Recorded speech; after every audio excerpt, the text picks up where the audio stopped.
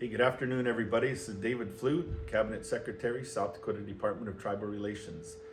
For this Buffalo Nation News, just want to share a little bit of information about our non-Indian, non-resident hunters that want to come to any of the reservations here in South Dakota and hunt on Indian lands. So most of the tribes are similar to states where you have to purchase a license. Let's say, for example, a deer tag. You can apply for a license at the tribe, you get your base license, and then you can apply for the deer tag. And unlike some of the other states where there's a draw or a lottery for who gets a deer tag, most times in Indian country, they will have 200 or 300 deer tags, and they're not drawn where it's a lottery draw. It's usually just they have 200 or 300 deer tags, and they will go to the tribal members that are regular hunters and the youth that want to hunt. But they also do sell the other deer tags they have in their inventory. And so I would encourage you to visit with the tribe game fish and parks for each of the tribes that they have a game fish and parks. You might be able to find their information on their tribal directories, or if you look at our Department of Tribal Relations website, we have that information on there too.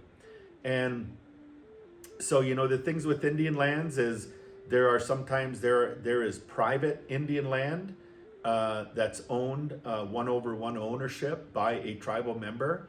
And there's other times it's called heirship land, where there might be 40 or 50 people that own a certain tract of land, whether it be 80 acres, 160 acres, 320 acres.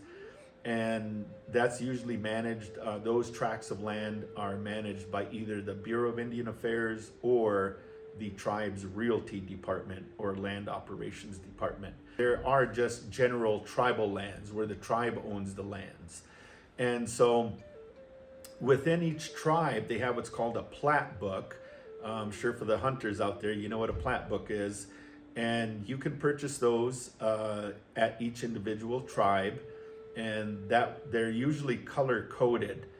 For example, for my tribe, the colors were red and yellow. If there was a red tract of land, it usually indicated that was private tribal land, where you would have to ask that landowner, just as you would if it's a state local farmer and rancher that owns land. You would need to ask that individual. But if it's just tribal land or heirship land that the tribe or the BIA manages, that's usually identified in yellow. Even this spring and summer, you might want to go fishing off of the tribal lands along the Missouri, or up in the northeast part of South Dakota, Lake Traverse, Big Stone, and those areas. A lot of good fishing up there.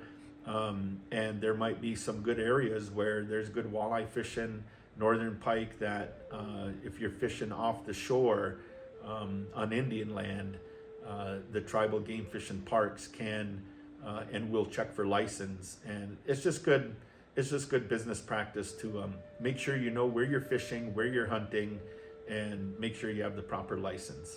Thank you.